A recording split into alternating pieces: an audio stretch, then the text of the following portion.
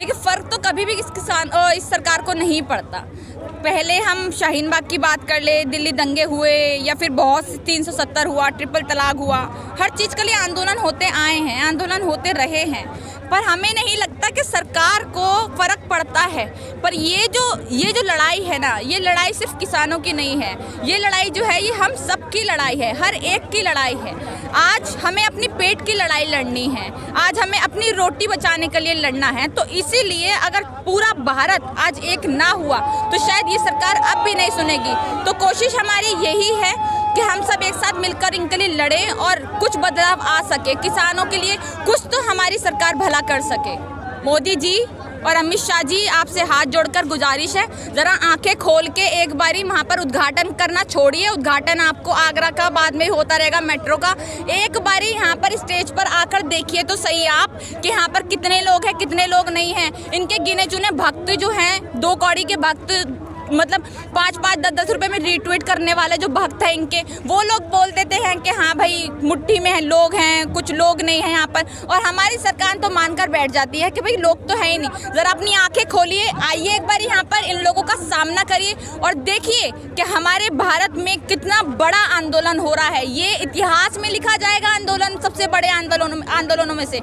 लाखों में लोग हैं, मिलियंस में लोग हैं यहाँ पर अगर हम देखें तो। और दिल्ली वाले लगातार, देखिए पंजाब की अगर हम लगातार वीडियो हम वायरल हो रही है, अगर पंजाबीज़ की बात करें, हम सिख भाइयों की बात करें हम यहाँ पर, तो उन्होंने ये बोला कि दिल्ली वाले सही में दिल वाले होते हैं। उन्होंने जिस तरह से हमारा साथ दिया, दिन रात हमारे लिए यहाँ पर आए हैं, तो इससे पता चलता है कि आज दिल्ली वाले लोगों को भी अपने पेट की लड़ाई लड़नी है और आज इसीलिए हम शामिल हुए हैं। मैं कोई पंजाब से नहीं हूँ, हरियाणा से नहीं हूँ, मैं भी दिल्ली से ही हूँ। तो इसीलिए आज हम यहाँ पर आए हैं। लगातार जिस दिन से, पहले दिन से ही हो रहा था, हम बुराड़ी जा रहे थे, गाजीपुर बॉर्डर जा रहे थे, हर जगह जा रहे थे और यहाँ पर भी आ रहे थे। तो आज इसीलिए 8 दिसंबर को देखिए काफ़ी बोला गया कि हाँ माहौल बिगड़ सकता है, ये हो सकता है, वो हो सकता है, पर फिर भी मेरे माँ बाप ने मुझे आज यहाँ पर भेजा कि कोई बात नहीं, जो होता है देखा जाएगा। इस टाइम किसान भाइयों के साथ तुम्हें मिलकर खड़ा होना है, अपने लिए खड़ा होना है, अपनी फैमिलीज़ के लिए खड़ा होना है और ऐसी बहुत सारी फैमिलीज़ के लिए जिनके आपको जीने और मरने का फ़र्क पड़ता है। तो इसीलिए हम यहाँ पर आज शामिल हुए हैं। कृषि मंत्री जो हैं वो लगातार कह रहे हैं कि एमएसपी जारी थी, जारी रहेगी और जारी है। देखिए, कभी कहते हैं ये कि भाई इनके बीजेपी के नेता, एक्चुअली ना बीजेपी के नेताओं को कुछ मालूम ही नहीं है, इनको खुद को भी नहीं पता हमें आगे आके स्टेटमेंट देनी क्या है, हमें अच्छा बोलना है या बुरा बोलना है। कोई कहता है कि भैया एमएसपी हट गई है, अब दोबारा एमएसपी लागू है, लागू थी, लागू रहेगी। कोई बोलता है कि नहीं हम तो इस कानून को हटा, मतलब इनको खुद को भी समझ नहीं आ रहा है इनको क्या कहना है, क्या स्टेटमेंट देनी है। और ठीक है, अगर आपने एमएसपी के बारे में बोला है ना जनाब, आप लिखित में दे दीजिए। आपने तो 15 लाख के लिए भी बोला था, आपने 2 करोड़ नौकरियों के लिए भी बोला था, आपने कोरोना वैक्सीन के लिए भी बोला था, क्या हुआ उसका? कुछ भी तो नहीं हुआ। आप लिखित में दे दीजिए। देखिए, कोई यहाँ पर परेशान होना नहीं चाहता, कोई नहीं चाहता हम खुद जान गंवा दे अपनी ठंड में। लोग मजबूर है, किसान मजबूर है, हम भी मजबूर हैं यहाँ पे आने के लिए, सब मजबूर हैं अपने। देखिए, यहाँ पर जो लोग परेशान हो रहे हैं ना, बॉर्डर्स बंद है, सबको परेशानी है, पर ये परेशानी आज कान खोलकर ये सरकार सुन ले कि ये परेशानी हमारे किसान भाइयों की वजह से नहीं है, ये परेशानी है सरकार के खुद की वजह से। बॉर्डर पे आने जाने में जो लोग परेशान हो रहे हैं, कई हजार करोड़ का जो भारत को नुकसान उठाना पड़ रहा है ना, वो सिर्फ इस सरकार के वजह से उठाना पड़ रहा है, हमारे किसान भाइयों की वजह से नहीं उठाना पड़ रहा। क्या फायदा मिल रहा फिर इस यहाँ पे किसानों को बैठा करके? देखिए, सरकारों को ये फायदा मिल रहा है कि वो पीछे से पीछे पेट्रोल महंगे कर रही है। यहाँ पर हम देखें 80-90 रुपये रेट चल रहा है।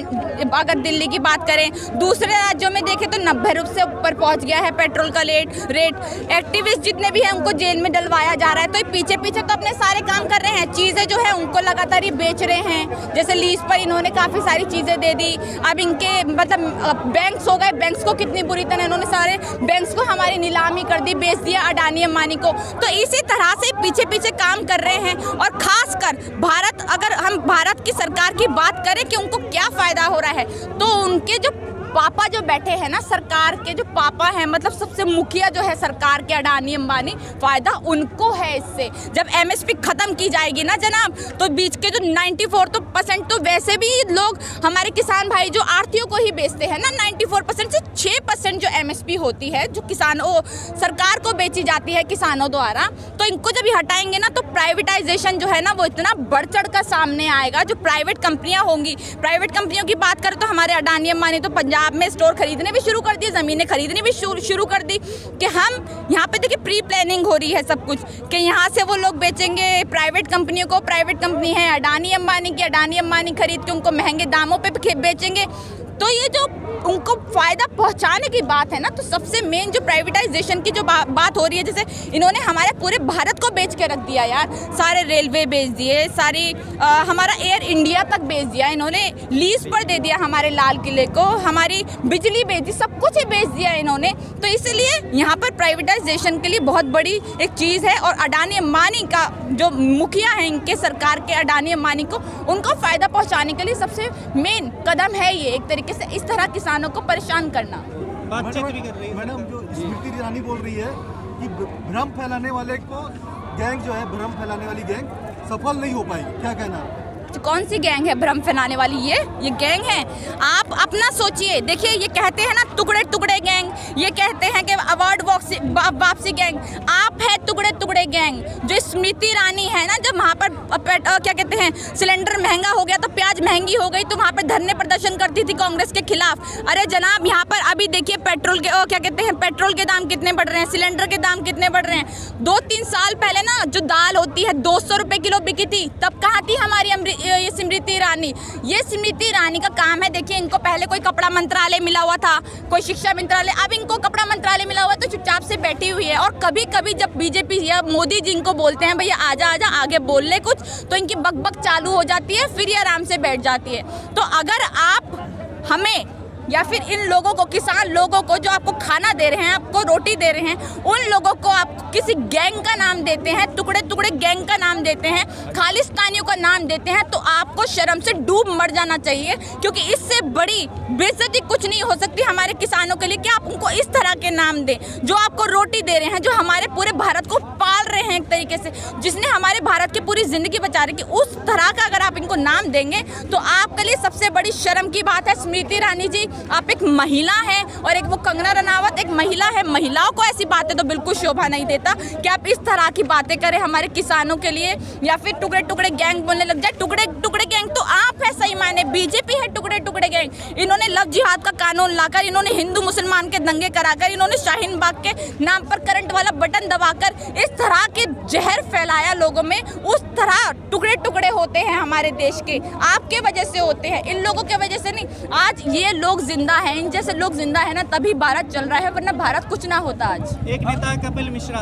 उन्होंने कल कहा था कि भारत बंद नहीं होगा, हम लोग खोल के रखेंगे, तो आपको क्या लगता है आज खुला था पूरा भारत? देखिए भारत तो बंद ही था, भारत बंद है आज, बिल्कुल पूरा भारत बंद है, ठीक है। पर अगर हम बात करें यहाँ पे यूपी की, क्योंकि यहाँ पर हमारे योगी आदित्यनाथ जी की सरकार है, जिन जगहों पे बीजेपी की सरकार है वो जगहों पे इन्होंने धारा 144 लगा दी ताकि इस तरह का धरना प्रदर्शन कुछ ना हो सके।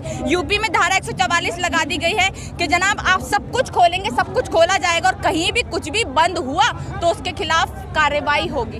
तो इस तरह की आप चीज़ें उन पर थोपेंगे, जो लोग शायद खुद भी चाहते होंगे वो लोग भी नहीं कर पा रहे अपने भारत बंद में समर्थक।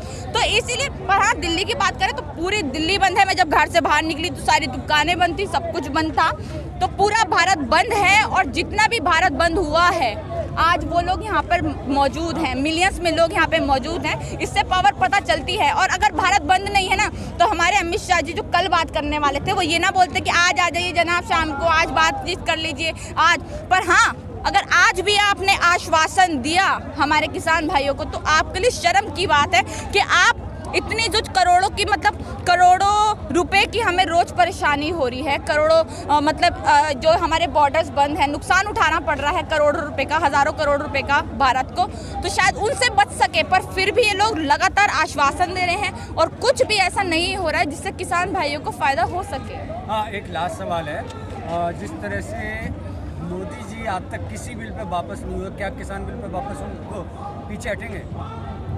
देखिए मोदी जी आज तक तो किसी बिल पे वापस नहीं हुए, हाँ, बट किसान बिल पर इनको वापस हटना पड़ेगा, जबरदस्ती हटना पड़ेगा, ये चाहे या ना चाहे, पीछे हटना पड़ेगा। आप सरकार का किसानों की बात करते हैं, आपने हमारे किसानों को आज तक दिया क्या है? कुछ भी तो नहीं दिया, वो हमें सब कुछ देते हैं। आप 15% उनको देखिए, 15,000 रुपये सब्सिडी मिलती है, पूरे 16,000 भी नहीं है, 15,000 कुछ रुपए।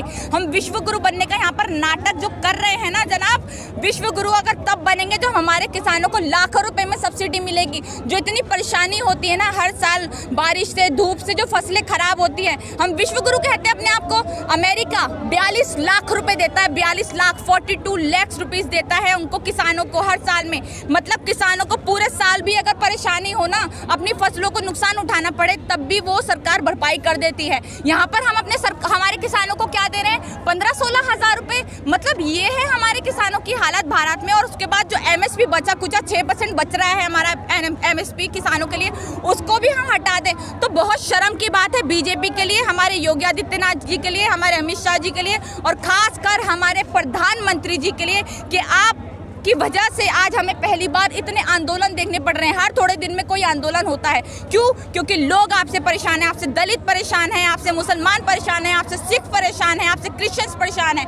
ये बोल रहे हैं इनके भक्त के 25 दिसंबर को कोई हिंदू अगर वहाँ पे घुस भी गया ना, क्या कहते हैं, चर्च में घुस भी गया तो उसको उठा के बाहर निकाल के मारेंगे। इस तरह का भ्रम फैला रहे हैं लोगों में। और फिर भी आपके भक्त कहते हैं हम अच्छी सरकार है, भारत को सरकार को बदनाम करने की कोशिश है। अगर भारत की सरकार को बदनाम करने की कोशिश है ना, सब बेवकूफ नहीं है। हमारे सिख भाई आज एक है, हमारे मुस्लिम आज दलित सब एक है। इनफैक्ट कई तो लोग ब्राह्मण लोग भी यहाँ पर इस टाइम साथ है, हमारे सब मिलकर जुलकर खड़े हैं। तो सरकार है गंदी, सरकार है टुकड़े टुकड़े गैंग। ये हमारे अमित शाह जी, हमारे मोदी जी, ये लोगों को हमारी नफरतों में बांट रहे हैं। बाकी सब एक है, हिंदू मुस्लिम सिख ईसाई। अगर हम एका देखें तो यहाँ पर देखने को मिलता है। और ये कानून पक्का वापस होकर रहेगा इस एके की वजह से। खबरों में बने रहने के लिए फोरम 4 को सब्सक्राइब करें और नोटिफिकेशन पाने के लिए बेल आइकन दबाएं।